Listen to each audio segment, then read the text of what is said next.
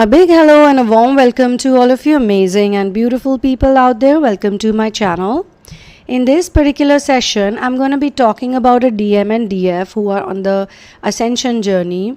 They learn to remove toxic people, friends and family members or peers or neighbors or anybody who loves to create problems and misunderstandings and always have hidden agendas to bring you down. Now, let me tell you before I go deeper into this particular session that most people have mental problems in the world that we live in. There are many people who are dealing with mental issues of depression and anxiety and some other things, because we live in a time and generation. This is the most narcissistic generation of all times. And to top it all, the kind of food we eat, the pollution, the population bomb, and the garbage around everywhere. And for those people who live in clean places, hygienic places, there are other problems like chemtrails are being sprayed in the atmosphere, or some other issue like the ozone depletion. So all these natural problems like nature related disasters also cause a lot of unhappiness in people, knowingly or unknowingly. And this is the reason why twin flames are also here on planet Earth to heal Mother Earth, So Mother Earth is also going through an ascension process right now.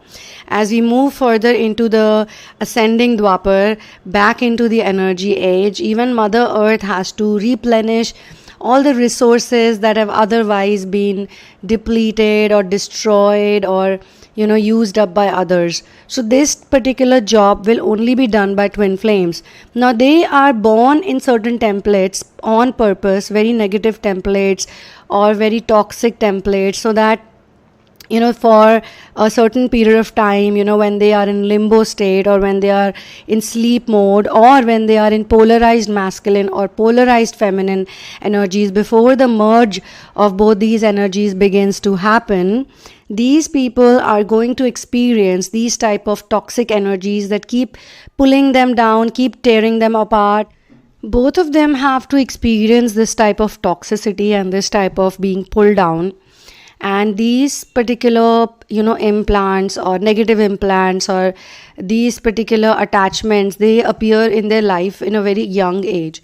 Say for example, when you're really young, you live in a neighborhood where people do nothing but gossip, and they look at others and they waste a lot of time because they got nothing better to do.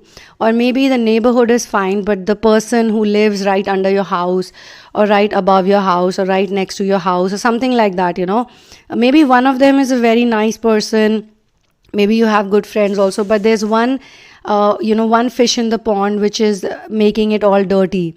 So as a child, you have to put up with that. Like even if you're not an elderly person or even if you're not an adult yet, as a child also, you experience a lot, of negativity and toxicity from such interfering and nosy and pokey people. And some of them are so privileged that they can just enter into anybody's homes and, just speak anything or just pick up anything and just take it as if it belongs to them. Like I remember when I was a child, I used to live in a neighborhood where there was one lady who used to live like right very close to my house, and she had this really bad habit of borrowing things from others. And she would usually borrow like kitchen related things, like she would borrow sugar, she would borrow spices, she would borrow like anything. And she came from an okay family, like there was no dearth of food and all. Her husband had a job and they were sources, they had their own house, in fact, they were not even living on rent or anything. So technically they were better off, but she had this really like how kleptomaniacs cannot stop themselves from stealing.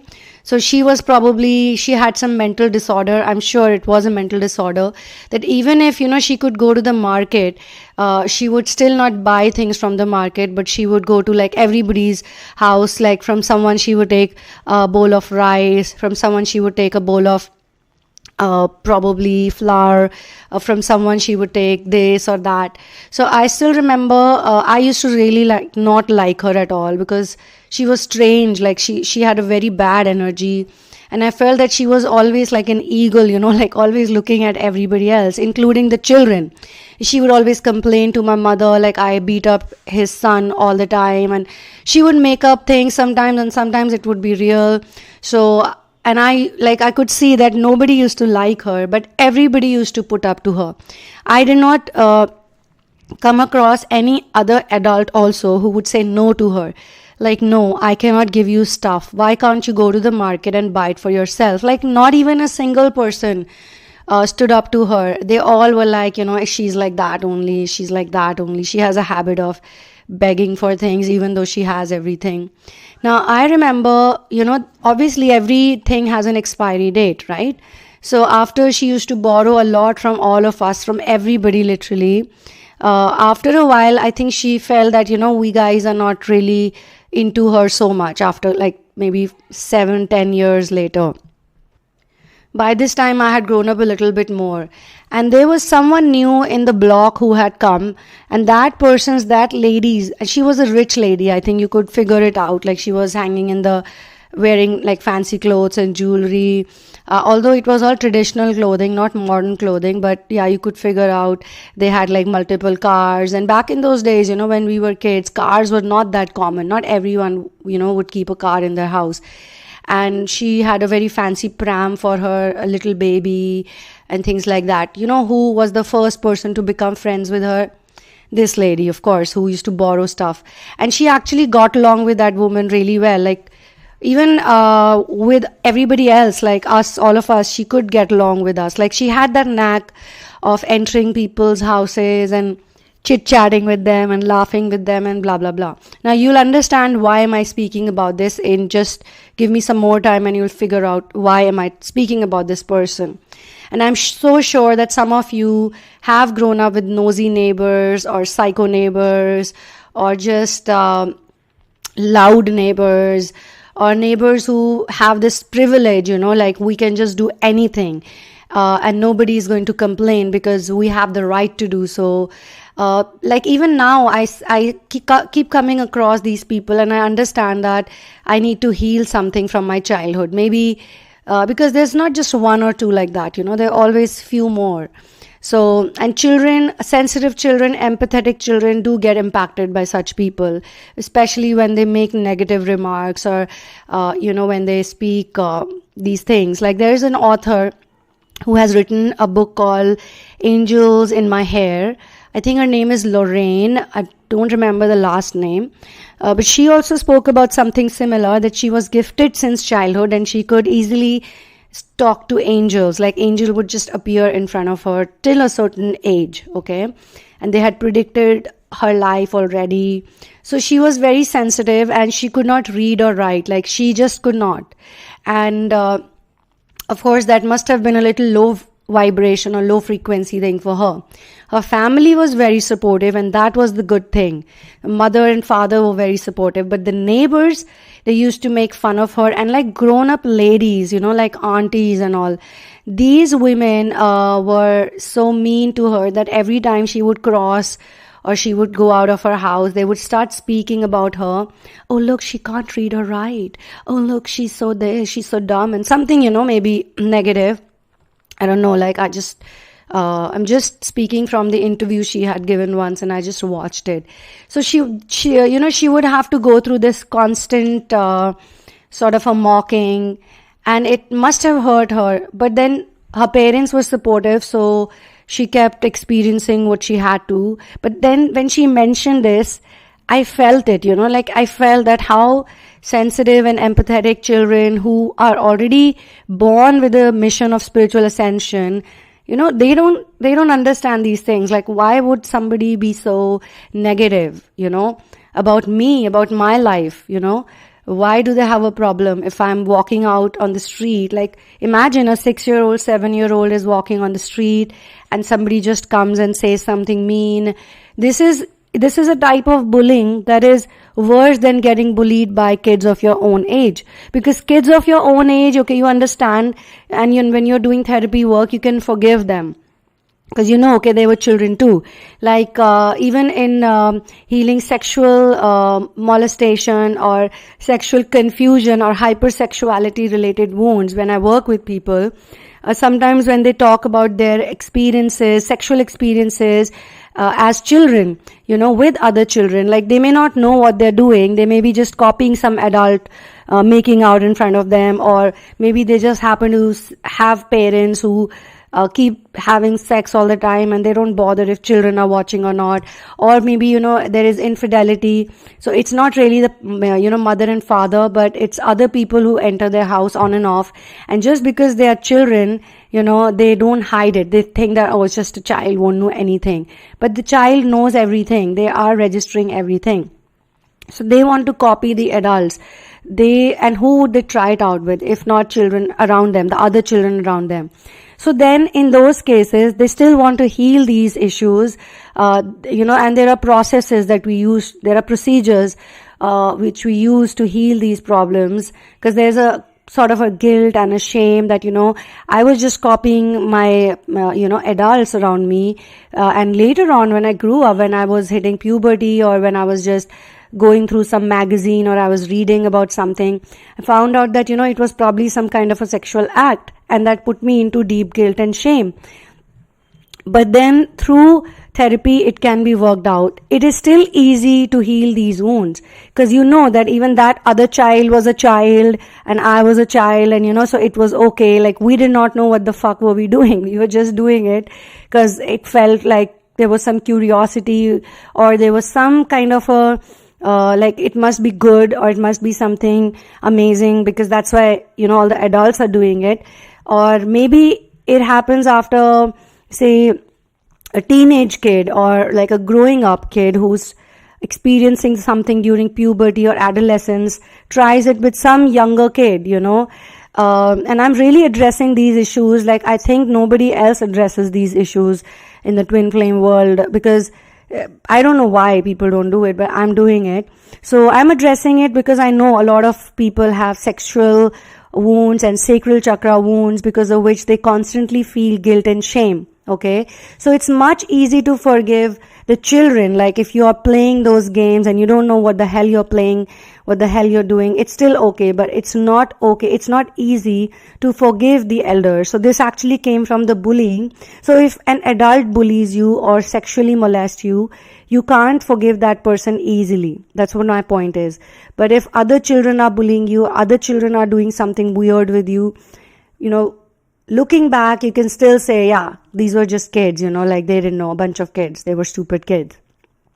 So, now this lady, basically coming back to her story, then the new one, the fancy, rich lady, the wealthy lady, basically, she took a house in a next block. So she was not even in our block. She was a little far away, and her house was right next to the market. So every society or every housing complex has a small market within, so that people don't have to go out and buy stuff. So similarly, there was a market right next to our housing society. People could just go and, get the groceries and all that. Also, because back in those days, the malls and the grocery stores, they were not that common. They were not in fashion. So we had to use the marketplace, which I think was also pretty nice and cute. So instead of going to the market, which is right next to her apartment building, she would literally send her kids, this woman, the neighbor, would send her kids to that lady's house. And I still remember once I was cycling, so her children and we all were the same age, okay? And thankfully, I don't remember my parents asking me to go to other people's house and borrow things. If just in case, maybe something would be over and it would be night time. And again, back in those days, the markets would be shut soon. In an emergency situation, if my mother had to take something from someone else, she had this very nice tradition that she would, go to her friend, a neighbor, and, say maybe something is finished, and she would take it from them, and she would do it. She would never send us to do it, the children to do it.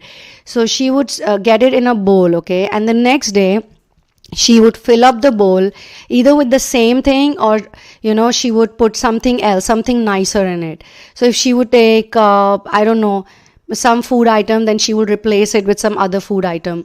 And I also remember the tradition that every time she would cook some nice meal, she would put it up in a nice plate and she would give it to the neighbors that, hey, I cooked something nice, why don't you try it out too? And the next door neighbor also would then put their dish, like whatever they cooked, and they would return, so the plate would never go empty. So this was a nice thing that I really liked as a child growing up. But this thing was really like stupid for me also to understand, to gauge. Like really, like your house is just like 5 minutes away from the market. First of all, why can't you just go and get stuff from there if it's getting over, and if you belong to an okay family, like you don't have financial problems? So she actually sent her boy to get 2 tomatoes. Can you believe 2 tomatoes? And I was cycling around, and so we had already, like, we all were done with this woman, so we'd probably not even talk to her so much. All of us had sort of, like, we were done with her. Maybe our time was up with her. Now she needed to find new praise or new victims. So this new friend that she made, she literally made her boy walk up till the marketplace. Almost, you just have to cross the road. And instead of crossing the road, he walked like 4 or 3 floors up just to get 2 tomatoes. Like, I was thinking today, like when I become a therapist and I'm doing this ascension related work, I actually think that what would it have done to her own children? Like, her own children would literally be so badly codependent, like they would just go asking for things from other people, even if it's the smallest thing. And I remember that day I was cycling and I saw that boy carrying 2 tomatoes. So I stopped him and I was like, hey, so what you asking for today? So he said tomatoes. I said, just 2 tomatoes? He said, like, yeah, she gave me 2 tomatoes. So I said, how many more were you expecting? So he was like, he didn't say anything. So I said, why couldn't you go to the market and buy the tomatoes instead? He didn't say anything again. But he was like a chill kid. Like, he was a chill kid, if I remember. He would like walk 15-20 minutes, waste a lot of time looking at the trees, at the grass, talking to himself, and finally he would take those 2 tomatoes or whatever, a cup of sugar or some spice. And the privilege that these people have, they're so privileged that I remember one thing that really pissed me off as a child at that time was my parents were not at home. They had gone somewhere. I was all alone with my 2 siblings. So my mother had asked me to watch the house. And this lady, she came into my house and she like just barged into my kitchen. Again, she had something. First, she did not barge into my kitchen. First, she rang the doorbell. She asked me, do you have gram flour? So the chickpeas, not chickpeas actually, it's brown gram. We basically powder it and we make like a flour out of it, and we make like different types of breads from it. So, and usually it is used to make breaded stuff, it's best for breaded items, food items. So we just had one small jar of it, and I know that, my mother was like, my family was going through something, so we were not having like too many things all the time. She had first sent her boy with a bowl as usual, gave him 2 spoonfuls, and I think from my perspective it was a lot because the jar was small, and I did not want, my mother to feel bad that, I gave away so much of it to these people. So then the boy went back home. He took that 2 big spoonfuls, and maybe her mother was like, oh, this was not enough. So just in 5 minutes, she came to our house barging, and she literally asked me to open the door. And I said, my mom is not here. I can't open the door. And she was like, open the door. Of course, you know me, right? I'm your neighbor. I'm your neighborhood auntie. So I said, okay, fine. And she came inside and she's like, I asked you for gram flour because I need to make some cutlets, and you gave me just 2 spoons. Do you think I can make from 2 spoons all these cutlets? I was really shocked, I was a child, but I was extremely shocked with her demanding nature. So she said that I'm making cutlets, okay? I'm making fish cutlets and I need it. And I was thinking, while the market is just across the road. Why can't she go to the market and get half kg or whatever she needs? But instead she chooses to bully a child, enter the child's house, and then immediately she pushed me away. She barged into the kitchen. She emptied the whole bottle. She literally left like very little in it, and she emptied the bottle and she walked out to make her cutlets. And I was like feeling horrible. After she left, obviously my family members came home, my mother came home, and I was really pissed off, and I told my mom that this woman is so crazy. She came home and she took away all our gram flour and all. So my mom was like, oh, she is so horrible. Yes, she is always like that. Fortunately, this time I did not get scolded, because probably my mother was also pissed off with her. But it stayed in my mind, this episode stayed in my mind, because first I was a child, so I felt very helpless. Secondly, I just could not, stop her from entering my door. That is also something which I felt really bad about. It stayed in my heart, and I'm sharing this with you guys because it may sound like a small incident to someone, but for me it was not. It was invasion to my privacy, it was invasion to my house, it was invasion, it was bullying, it was being overprivileged, and on top of that she had no remorse, and she was not at all apologetic. Like, she didn't care about it at all. It was her cutlets that were so important, that she could just enter somebody's house who was naive, and I think she knew that my parents were not around. Maybe that's the reason why she was so forceful, because she thought that I'm just a kid and she can do anything to me. So now when we grow up, maybe this is one toxic episode, and then there could be more, other piling up on it. Maybe some adult tries to sexually molest you or do something more to you, or then you see someone who troubles your parents for money, or you see some alcoholic psycho neighbor, or you see some drug addict neighbor, blah blah blah. In fact, if I remember, there was one drug addict uncle also in my locality. He used to talk to my father, and sometimes used to come to our house also. And there was some alcoholic crazy uncles, but I think the one who was the drug addict was the nicest. He was the nicest, sweetest man I knew, and everybody used to say that he's a drug addict, and I don't know why, but I always got extremely positive vibes from that man, even though the whole world used to judge him. And I think later on he even met my master. My master was probably his master too, and he started going to him for spiritual counseling.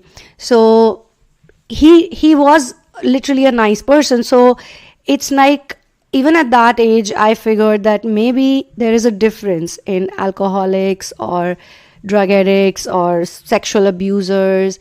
But what is the difference? Because all of them are doing something wrong. Like, all of them are putting something in their body which is not nice, and yet there is a strong difference of energy. Somebody is probably a drug addict but a very nice person, and somebody is probably going to the temple every day but is a sexual abuser.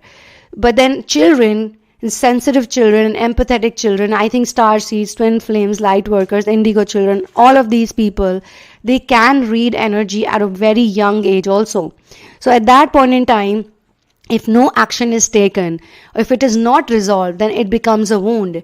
And then you keep attracting more and more people based on whatever you have captured at that young age. You'll keep attracting more and more people, till even late in your life, till your 30s, 40s, 50s, you will keep meeting these people again and again, in the form of relatives, in the form of family members, in the form of neighbors, in the form of peers, in the form of even employees. If you hire people, they'll keep presenting something or the other, but you may not know where is it coming from. You just not know.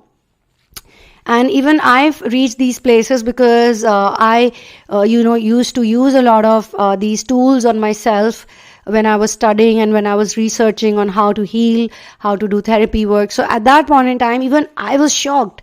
How come I reached this place? So this was a wound for me, and it was such a solid wound, such a big wound, just imagine. So now the DM and the DF, they basically mirror each other. We all know that.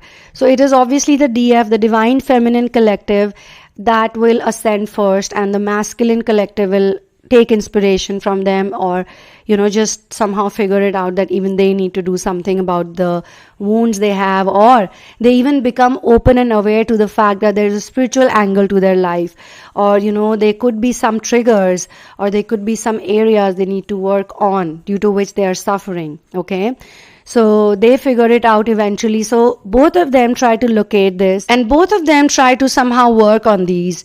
And one of the biggest issue that troubles a lot of people is actually jealousy.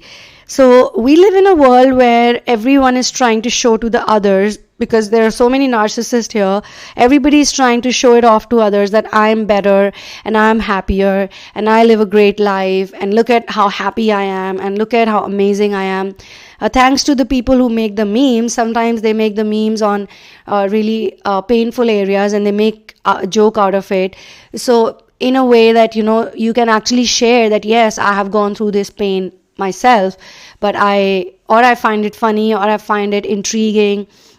Otherwise, if you look at the whole world, they're just telling everyone how amazing their life is, how happy their life is, how wonderful their life is, and like we should all envy them. So everybody wants to get envied by other people, and this is a really toxic energy to surround yourself with, because then you'll literally waste your whole life trying to look good in front of other people, and you'll draw a lot of attention from other people which you don't even need or require.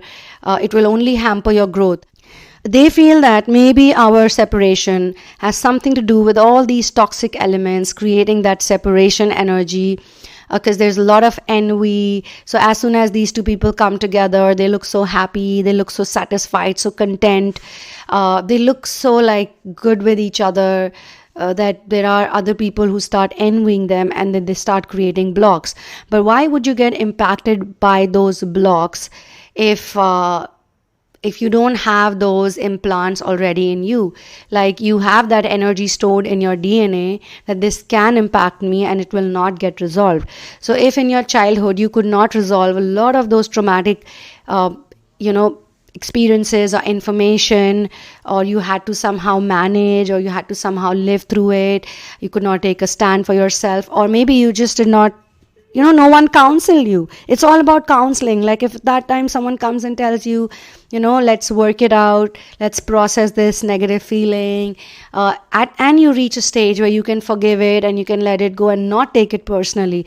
Like, that lady is a kleptomaniac, or that lady loves to borrow things even when she has tons of it. It should not bother me, or it should not bother you if you have that experience, because that's their personal problem. That's their mental issue. Taking it personally only makes it worse, okay? And then you go on taking it, and no one has counseled you about it, no one has spoken to you about it. So then it becomes worse and worse by the day. Okay, so anyway, they both realize it and they both work it out, or they're already working on it as per the channeling. Even the knowledge that you need to work on these issues is very, very important. Sometimes we ignore these things. We ignore why we are in a certain neighborhood. We ignore why we are born in a certain country. We ignore why we are born in a certain type of societal belief system, because it all has a lot to do with our ascension journey as well. And we need to heal ourselves. Once we heal ourselves, a lot will change automatically, and you may not even know how it will change, how it will impact you and the energies around you. So on this note, I'm going to close this channeling session. Thank you so much for being here with me. I really appreciate and I value all of you who are seriously doing inner work and mission work, if you're doing it. So thank you so much, for being a contributor in the Earth's ascension journey as well. For your personal situations and to book therapies, you can check out the description box, and you can write to me at thesunamoon@gmail.com once you are 100% sure of what you want to go ahead with. And kindly do not share your twin flame journey in advance with me. So on this note, I'll see you soon in another one. One love and peace out, and lots of love.